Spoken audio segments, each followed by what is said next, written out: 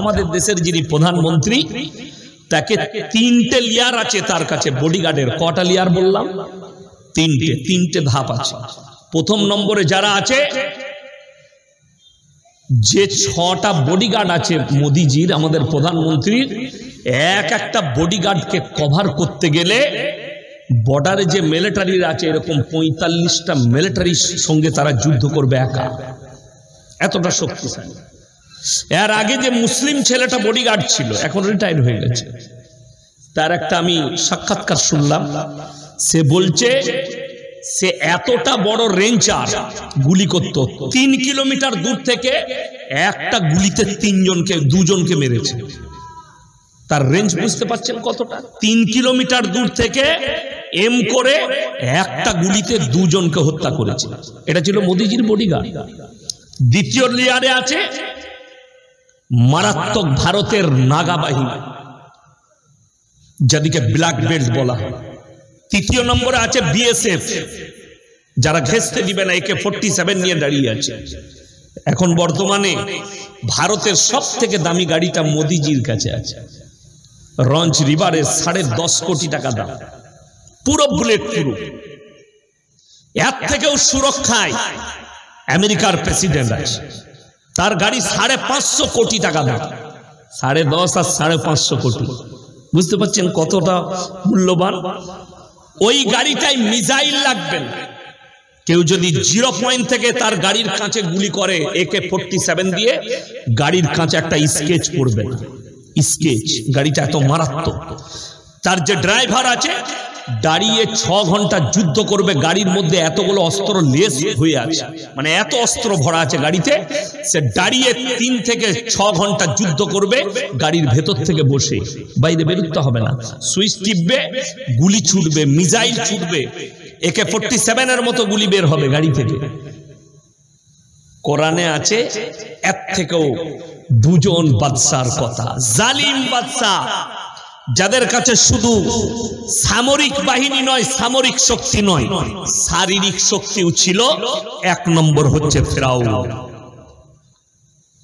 কোরআনে আছে মিশরের মাটিতে দাঁড়িয়ে ফেরাউন তার প্রজাদিকে বলল, আলা রাব্বুকুমুল আলা, আমি তোমাদের রব, আর আমি হচ্ছি পৃথিবীর শক্তিশালী।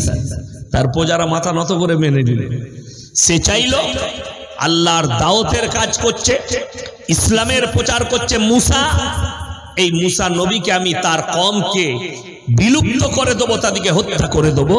আল্লাহ তাআলা ফিরাউনের নিচুড়ে রস বার করে দিলেন গোটা বাহিনী সমেত দরিয়া। কিয়ামত পর্যন্ত নিশানা। মুসা নবীকে মিটাতে চেয়েছিল, আল্লাহ তাকে মিটিয়ে দিয়েছে। কিয়ামত পর্যন্ত মানুষ মনে রাখবে। আর একজন বাদশা, তার নাম হচ্ছে নমরুদ, তারও কথা কোরআনে জিকির আছে। সে ইব্রাহিম আলাইহিস সালাতু ওয়াস সালাম আগুনে নিক্ষেপ করেছিল। তার কাছেও 2টো শক্তি ছিল, সামরিক, শারীরিক, 2টো শক্তি তার কাছে ছিল নমরুদের কাছে। আগুনে নিক্ষেপ করেছে। আল্লাহর কসম, আল্লাহ কোরআন আগুনকে হুকুম জারি করলেন, আমার আল্লাহ, কুল্লা ইয়া নারু কুনি বারদাও ওয়া সালামান আলা ইব্রাহিম, হে আগুন তুমি ক্ষান্ত হও, আমার ইব্রাহিমের একটা পশমকে তুমি জ্বালাতে পারবে না। জোরে বলুন সুবহানাল্লাহ। একটা পশম জ্বালাতে পারেনি। কোরআনে আছে রওয়ায়াত, আল্লাহ তাআলা বললেন সেই নমরুদকে আল্লাহ তাআলা বেইজ্জতির সঙ্গে মৃত্যু দান করলেন। এরকম বাদশা বর্তমানে যে যেরকমই ঘেরাটোপে থাকুক, যতগুলোই বডিগার্ড থাক, আল্লাহর কসম খেয়ে বলছে আমার আল্লাহর কাছে দুর্বল। সে আমেরিকার প্রেসিডেন্ট হোক, রাশিয়ার হোক, পৃথিবীর যতগুলো বডিগার্ড আছে সব যদি কেউ নিজের কাছে রেখে দেয় তারপরেও দুর্বল। যদি বলেন দলিল কি আছে, ইমানদারির সঙ্গে বলুন, আমেরিকার প্রেসিডেন্ট যদি তার গাড়িতে থাকে, তার বাইরে বডিগার্ড, গাড়িটা সুরক্ষার গাড়ি, কিন্তু মালাকুল মউত এলে আটকাতে পারবে? জোরে বলুন না সুবহানাল্লাহ। আল্লাহ শুকর আদায় করুন, আল্লাহ কত শক্তিশালী। যত কিছুই থাক, কিন্তু আল্লাহ যদি মালাকুল মউত পাঠায়, পৃথিবীর আর কারোর কোনো কিছু করার নেই। কোরআন শুনেলেন মানুষের দম কত দূর।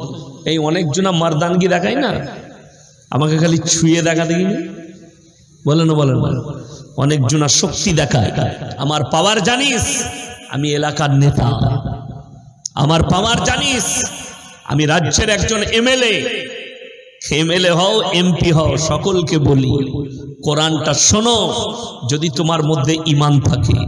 ওয়ালাউলা ইজা বালাগাতিল হুলকুম আনতুম হিনা ইজিন তানজুরুন। এটা প্রত্যেকটা মুমিন ব্যক্তি যারা কোরআনকে বিশ্বাস রাখে, আল্লাহকে বিশ্বাস করে, আপনার চোখ দিয়ে পানি আসবে। আল্লাহ যে ভাষাটা বললেন, নবীজিকে নবীর চোখে পানি। ওয়ালাউলা ইজা বালাগাতিল হুলকুম, হুলকুম মানে হচ্ছে এই হালাকটা, এখানে একটা হাড় আছে না, কথা বলে, হালাক কাকে বলে? অনেকজন যারা কারি আছে কিরাত পড়ে, আমি কিরাত পড়েছি, আমাদের উস্তাদরা বলতো কফ হালাক সে নিকালো, এই জায়গা থেকে বের হয় বাড়ি কফ, দুটো আছে, একটা কাফ এরকম করে, এরকম এরকম, এটা কাফ, আর একটা হচ্ছে গোল, দুটো নোক্তা আছে, এটা হচ্ছে কফ। কফ আর কাফ দুটো অক্ষর, তো এইখান থেকে বের হয় কফ, এই জায়গার নাম হচ্ছে হালাক। আল্লাহ কোরআনে বলে ওয়ালাউলা ইজা বালাগাতিল হুলকুম, হুলকুমের মতলব হচ্ছে এই হালাকটা। আমি যখন তোমাদের মৃত্যুকে টেনে আমার ফেরেশতা এই হালাকে নিয়ে আসবে, আনতুম হিনা ইজিন তানজুরুন, তুমি বিছানায় শুয়ে খালি তাকিয়ে দেখবে, তোমার আর কোনো উপায় থাকবে না। যারা বলছেন ডাক্তার আছে দামি দামি, বড় বড় প্রফেসর ডাক্তার আছে, আল্লাহর কসম খেয়ে বলছি ডাক্তার বাহানা, ওষুধ বাহানা। হায়াত আল্লাহ দান করেন, মৃত্যু আল্লাহ দান করেন, সুস্থতা আল্লাহ দান করেন। আমাদের কোন লোক যদি কলকাতা থেকে অপারেশন করে আসে আর যদি একটু সুস্থ হয়ে যায়, লোকে যদি জিজ্ঞেস করে কি করে ভালো হলি, বলে কলকাতার অমুক ডাক্তার আমাকে ভালো করে দিলে। বলে না, বলে না, একদম শিরকি ভাষা, এই ভাষা বলবেন। আরে ভাই, কলকাতায় এমডিতে গিয়েছিলাম, একজন ডাক্তার বাবু দেখলেন, ওষুধ দিলেন, আর সেই বাহানায় আল্লাহ আমাকে শিফা দিলেন, এটা হচ্ছে সহি ভাষা। আল্লাহ শিফা দান করলেন। কেউ যদি বলে না ডাক্তারের দ্বারা মানুষ ভালো হয়, পশ্চিম বাংলায় যতগুলো নেতার কথা বললাম, মন্ত্রীর কথা বললাম, যদি কেউ ডাক্তারে বেঁচে যেত, তিনার নাম হচ্ছে জ্যোতিবাবু, মুখ্যমন্ত্রী জ্যোতি বসু। আমেরিকা থেকে বাই প্লেন ডাক্তার আনা হয়েছিল ওনার জন্য, তারপরও হায়াত নেই, ডাক্তারে বাঁচবে না।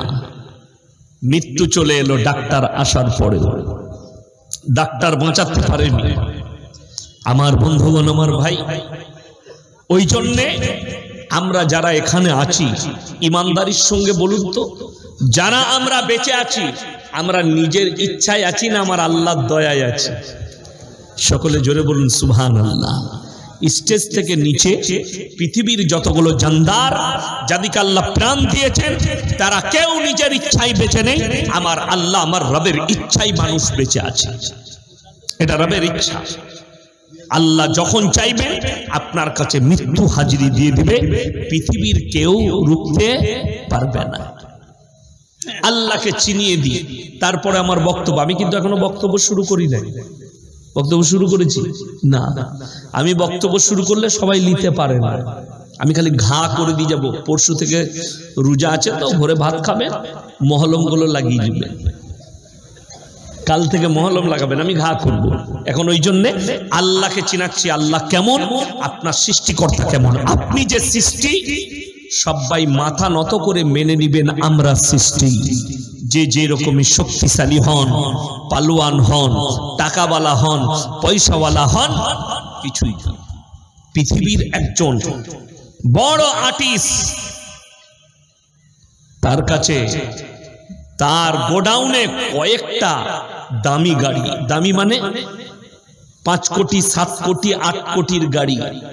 বিদেশের লন্ডনের একজন নায়িকা আর্টিস্ট, কিন্তু সে বলছে শেষ বেলায় প্রতিবেদন লিখছে, সে একজন লেখকও ছিল, সে লিখে যাচ্ছে মৃত্যুর আগে, আমার গোডাউনে কয়েকটা বিলাসবহুল গাড়ি, কিন্তু আজকে আমার ক্যান্সার হওয়ার পরে আমাকে হুইল চেয়ারে চলতে হচ্ছে। আমার কাছে কয়েকটা চাকর, আজকে আমি নিজের হাতে নিজে ভাতটা খেতে পারি না। আমি কয়েকটা বিদেশের দামি দামি সেলুনের লোক আমার চুল কাটতে আসতো, বিউটি পার্লারের মেয়ে লোক আমার চুল গুছিয়ে দিত। আজকে আমার মাথায় কেমলিয়ার কারণে একটাও চুল নেই। তাহলে পয়সা শক্তি সব কিচ্ছু লয়, আল্লাহর কসম, আল্লাহর দেওয়া। আচ্ছা, আমরা যখন মায়ের কোলে এসেছি জিন্সের প্যান্ট গেঞ্জি পরেছি না ন্যাংটো? ন্যাংটো। যুবকরা শোনো ভালো করে, যারা একটু বাপের টাকায় ঈদের দিনে দামি গেঞ্জি আর জিন্সের প্যান্ট আর শুয়োরের মতো চুল কেটে বাইকে যারা ঘুরে, তারা শোনো, ন্যাংটো এসছো মায়ের কোলে, আল্লাহর কসম তুমি যখন দুনিয়া থেকে যাবে তোমাকে গোসলটা দিয়ে খালি কাপড়টা লেপটিয়ে কবরে দিয়ে আসবে, তোমার একটা জিনিসপত্র তোমার সাথে যাবে না। ইয়াসিনকে দেখছেন, এই ঘড়িটা আমার এক ভালোবাসার মানুষ আমাকে দিয়েছে, গিফট করেছে। এটার দাম 27 থেকে 28 হাজার টাকার র্যাডো কোম্পানি, দুবাইয়ের ঘড়ি। আমি যেদিনে মরে যাব আমার পরিবার হাত থেকে এইভাবে খুলে নিয়ে আলমারিতে ভরে দিবে, আমার সন্তান মালিক হবে। শরীরে যা কিছু আছে আর কিছুই থাকবে না। ইমানদারির সঙ্গে আপনাদিকে বলে যাচ্ছি, অহংকার কেউ করবেন না।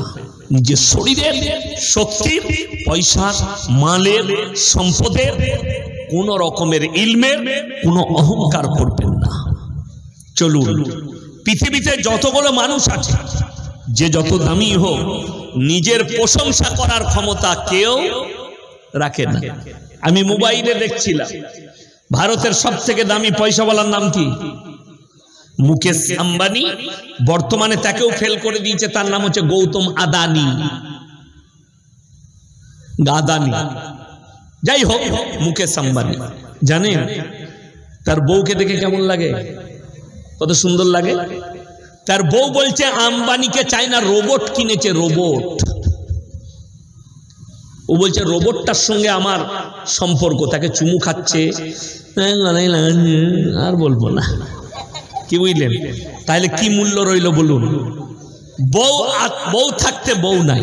এরকম অনেক বড় লোক পাবেন, 100 কোটির মালিক, 200 কোটির মালিক, সে আন্ডার প্যান্ট পরে সুপাই পরে থাকে, তার বউরা কুকুরের সাথে শোয়।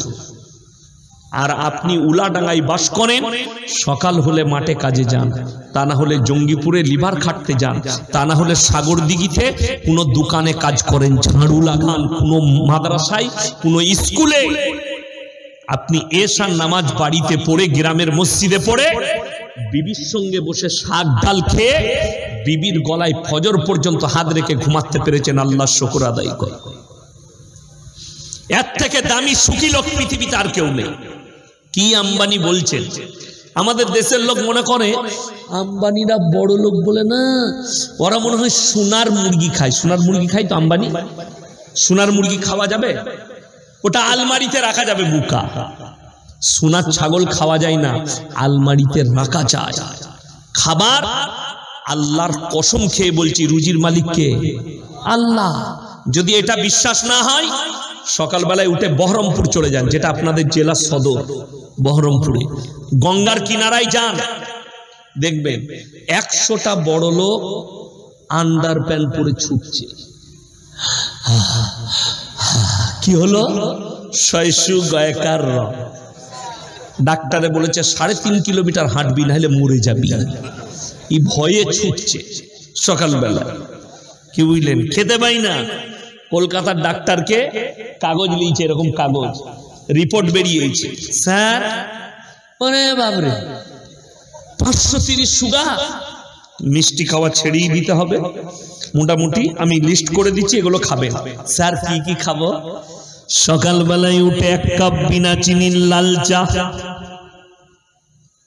বিনা চিনির লাল চা। আচ্ছা, আপনি যারা বিনা চিনির চা খায় তাদেরকে জিজ্ঞেস করুন, ভাই বিনা চিনির চা কেমন লাগে? বলবে দারুণ লাগে, খেয়ে দেখ। আর আমি বলছি ছাগলে মুখ দিবে না।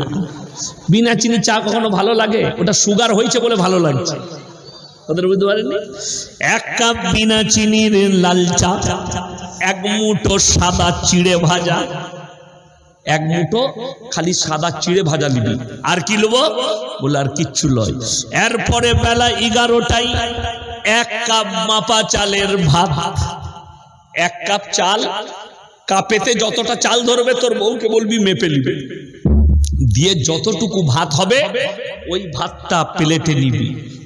কি তরকারি কিনলু বসার, গরুর মাংস বলে ছুতে পাবি না, মুরগি বললে ধারে পাশে যাবি না, খাসি বললে স্বপনে ভাববি না, কি খাবো সার বললে খালি করলা ভাজি আর ভেন্ডি খাগা।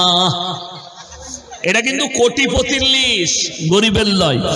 আর সাগর দিঘিতে কাজ করে, গড়ের লোকের গাড়ি লোড করে, বেলা 12টা বেজেছে, চাচার হোটেলে বসেছে, মুসলিম হোটেল, কাবাব আর কুত্তা আর আপনার বিরিয়ানি আর পোলাও আর গোস্ত ভুনার কিমা সব এক প্লেট করে দে, মুচুড়ে খেয়ে আবার ভ্যান চালিয়ে চলে গেল। কে সুখী? শুনেলেন? এরপরে কোরআন শোনাবো। হযরতে জাকারিয়া মরিয়মকে বলছেন, ক্বালা ইয়া মারইয়াম আন্না লাকি হাদা। মরিয়ম মানে তিনি হচ্ছেন হযরতে ঈসা নবীর মা। ওয়াজকুর ফিল কিতাবি মরিয়ম ইদিন তাবাদাত মিন আহলিহা মাকানান শারকিয়্যা। মরিয়ম যখন পূর্ব দিকে এক স্থানে নিজেকে পর্দা করে নিল, ফাত্তাখাযাত মিন দুনিহিম হিজাবান ফারসালনা ইলাইহা রূহানা ফাতামাসসালা লাহা বাশারান সাবিয়্যা। আমি আমার জিবরিল আমিনকে মানুষ রূপে প্রেরণ করলাম, তুমি আমার মরিয়মকে সুসংবাদ দিয়ে দাও পুত্র সন্তানের। মরিয়ম বললে, আমি একজন সতী সাবিত্রী নারী, আমাকে কোনো পুরুষ মানুষ স্পর্শ করেনি, আমি কোনো ব্যভিচারিণী নয়, আমার কেমন করে বাচ্চা হতে পারে? আমার আল্লাহ বললেন, হে আমার জিবরিল বলো কুন ফায়াকুন। আমার আল্লাহ যদি বলে হয়ে যা, সঙ্গে সঙ্গে হয়ে যাবে। মরিয়ম গর্ভবতী, আমার আল্লাহর ইচ্ছাই পেটেতে বাচ্চা। আল্লাহ জান্নাত থেকে খাবার পাঠাচ্ছেন। হযরতে জাকারিয়া বলছেন, ক্বালা ইয়া মারইয়াম আন্না লাকি হাদা। ওগো আমার মরিয়ম, তুমি এত ভালো মন্দ খাবার দাবার কোথা থেকে পাচ্ছ? মরিয়ম উত্তর দিলেন, ক্বালাত ওয়া মিন ইনদিল্লাহ ইন্নাল্লাহা ইয়ারযুকু মান ইয়াশাউ বিগাইরি হিসাব। আল্লাহ যাকে ভালোবাসেন, যাকে পছন্দ করেন, তাকে বেসুমার রিজক দান করেন। কোথা থেকে দেব, কেমন করে দেব, আমি আল্লাহ ছাড়া পৃথিবীর কেউ জানে না। জোরে বলুন সুবহানাল্লাহ। আপনি উলাডাঙ্গায় শুয়ে থাকবেন, রুজি আল্লাহ আপনার বহরমপুরে মেপেছে, আপনাকে চলে যেতে হবে বহরমপুরে। আমার 1 জানুয়ারি জলসা ছিল ত্রিপুরা আগরতলায়, কৈলাসর থানা, একবারই আগরতলা থেকে 150 কিলোমিটার। আমি 31 ডিসেম্বর জলসা করেছি মালদায়, ওখান থেকে চলে গেছি সকালবেলায় ট্রেন ধরে শিয়ালদা, এয়ারপোর্টে চলে গেলাম, একটা চা একটা বিস্কুট খেলাম এয়ারপোর্টের ভেতরে। তো বসে আছি, বেলা 10টা 20 হয়েছে। একজন অফিসার আমাদের বর্ধমান এলাকা, তিনি দেখতে পেয়েছেন, ছুটে এলেন কাঁচের ভেতর থেকে, এসে বললেন, আপনি ইয়াসিন সাহেব? আপনার আওয়াজ শুনি, আমি এখানেই চাকরি করি। আমাকে বললে আমার অফিসে চলুন। গেলাম, কটাই ফ্লাইট আমি দেখালাম, বলে 12টা 20, অনেক টাইম আছে, তো আপনি খানা খাবেন না? আমি বললাম না, আমি ত্রিপুরায় গিয়ে আগরতলায় খাবো। বলে, হুজুর আমার একটা শখ আছে, আপনি আজকে আমার কাছে খান।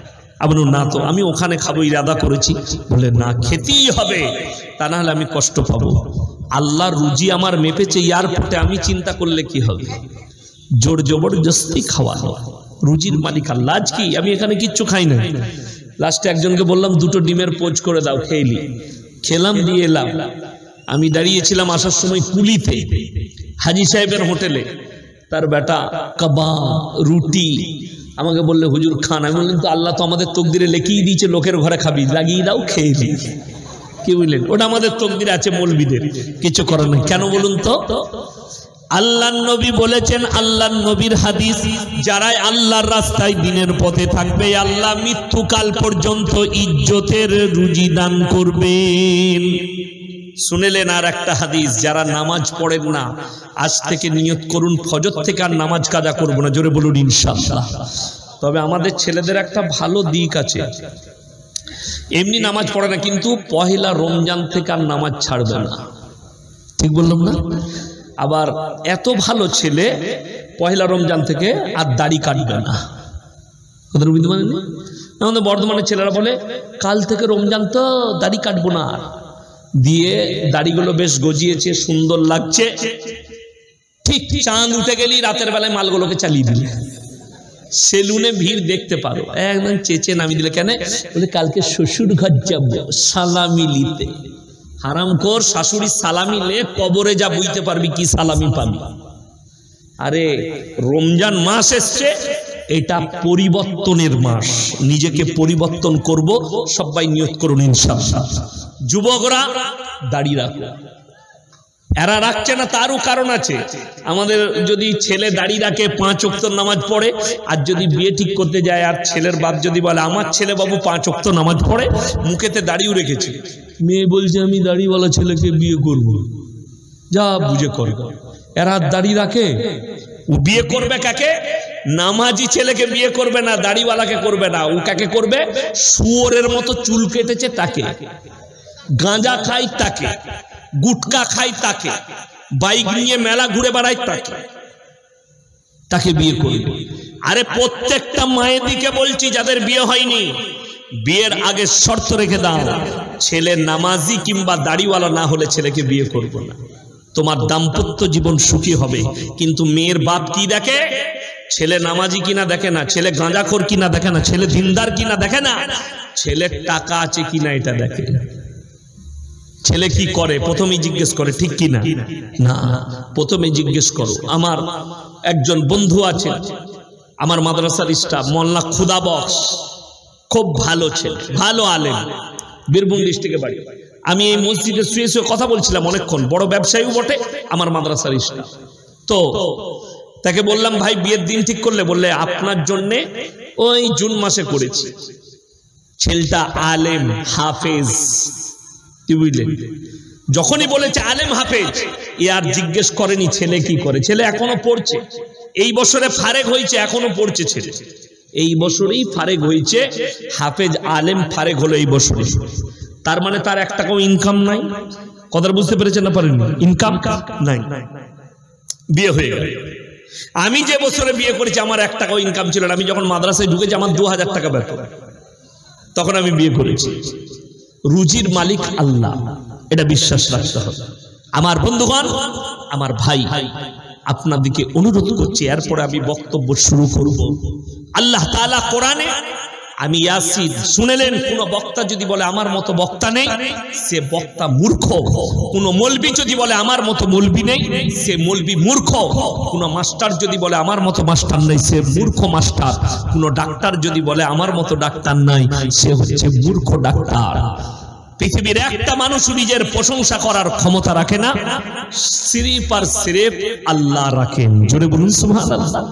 আল্লাহ মানুষকে বুঝিয়েছেন তোমরা কেমন, আমার সৃষ্টি আর আমি সৃষ্টিকর্তা কতটা শক্তিশালী, তোমাদের ওয়াকাত কি আছে, আপনার যোগ্যতা কি, আল্লাহ কোরআনে বলেছেন। কোরআন খোলো, সূরা কাহাফ। কোন সূরা বললাম? কাহাফ। একবারই শেষ আয়াতের আগের আয়াত। বাড়িতে মানে কোরআন থাকলে খুলে দেখবেন। 15 পারায় স্টার্ট, সূরা মারিয়ামের আগে শেষ হচ্ছে। 16 পারায় গিয়ে শেষ আয়াতের আগের আয়াত।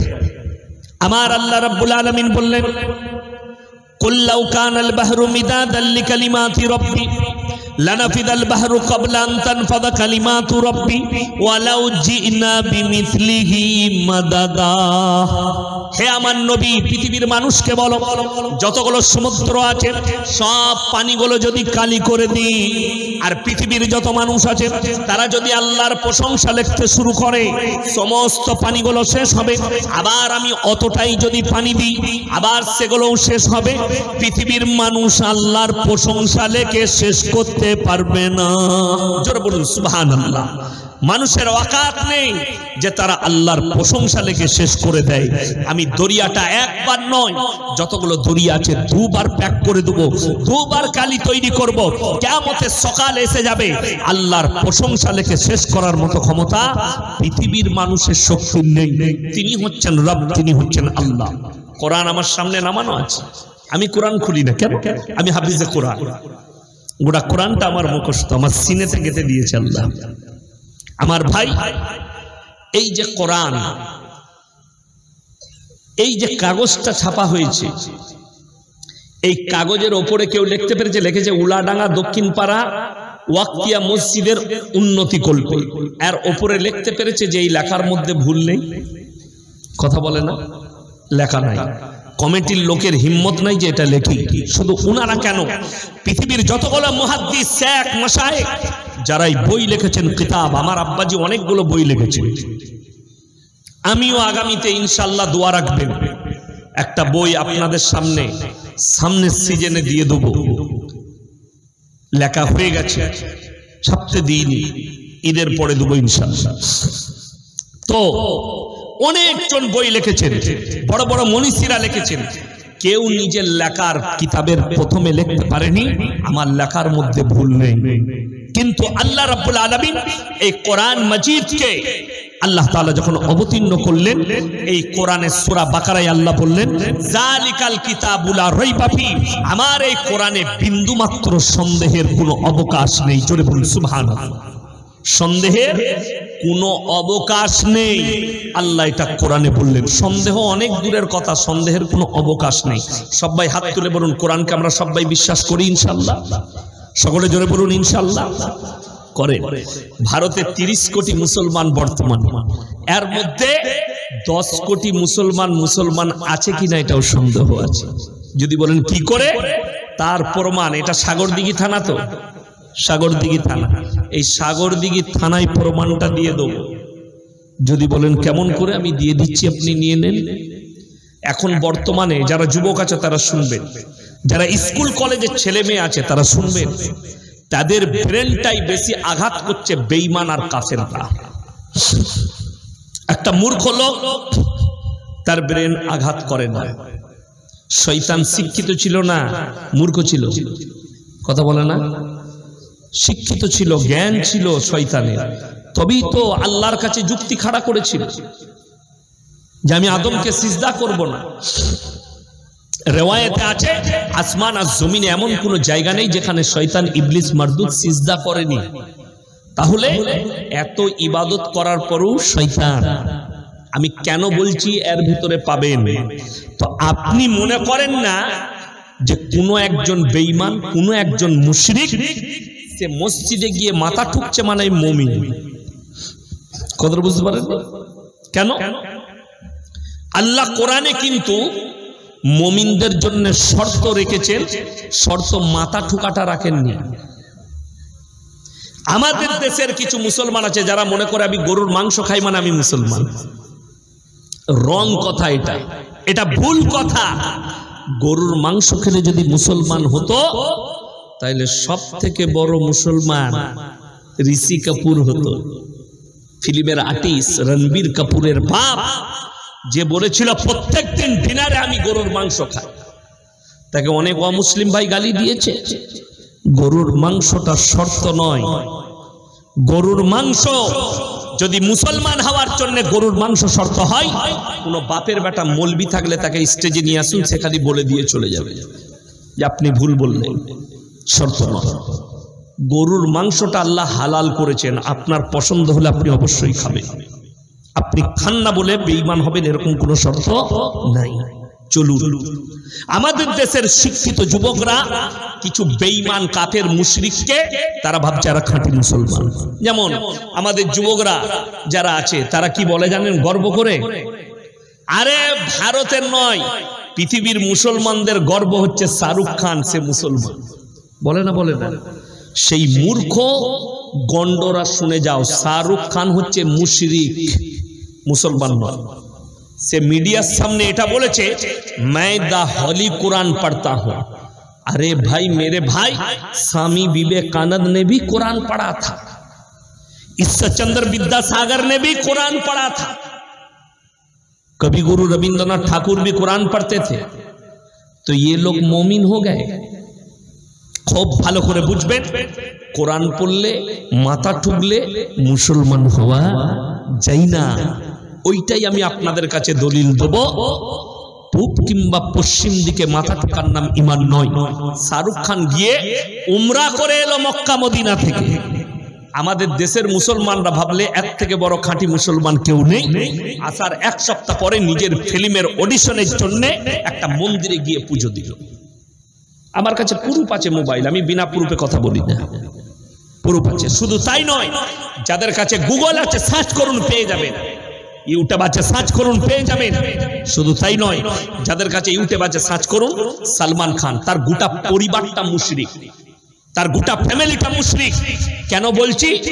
অনেক মুসলিম আমাদিকে গালি দিচ্ছে, তারা জানেই না মুসলমান কাকে বলে, তারা মনে করছে নামটা রাখলে আর গরুর মাংস খেলে মুসলমান হওয়া যায়। তার বাড়িতে গণেশের পুজো হয় সালমানের বাড়িতে, তার বাপ সেলিম খান, তার ভাই আরবাজ খান, তার ভাই সোহেল খান, তার গোটা পরিবার, বোন বুনাই মা সব গণেশের পুজো করে। সেটা মুশরিক, মুশরিক ফ্যামিলি। যতক্ষণ পর্যন্ত কালমা পড়ে ইস্তেগফার করে ফিরে না আসছে ততক্ষণ পর্যন্ত মুশরিক।